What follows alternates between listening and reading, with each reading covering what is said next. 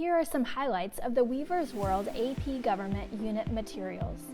First, let's take a look at all the materials that are included in the giant PDF, which includes the Start Here document.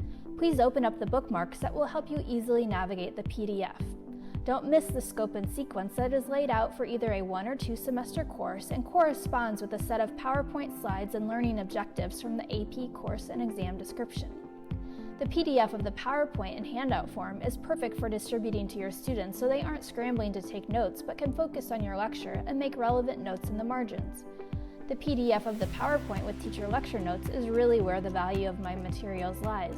I've included cues for conversation starters, comprehension questions, notes to expand your own teacher background knowledge, as well as links to websites and activities to engage your students and enrich the content. You'll find a PDF version of the unit exam and answer key. Both of these documents are in an editable Word document, but for a quick view here, you'll see that the exam is in the same format as the national exam students will be tested on each May.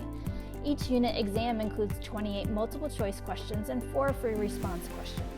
You'll see in the answer key that each question is broken down according to the question type, including quantitative, qualitative, and visual analysis.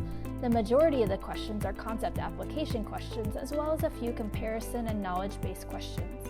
Each question corresponds with a specific disciplinary practice, reasoning process, and learning objective.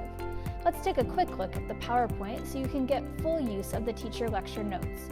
Be sure to expand the notes in the normal pane to see them. Also, you may prefer the notes pages where you will be able to access the links. Unfortunately, the links are not active in the normal view. Finally, use Presenter View to see upcoming slides as well as another view of the lecture notes. I hope this preview helps you to see the highlights of the Weaver's World materials.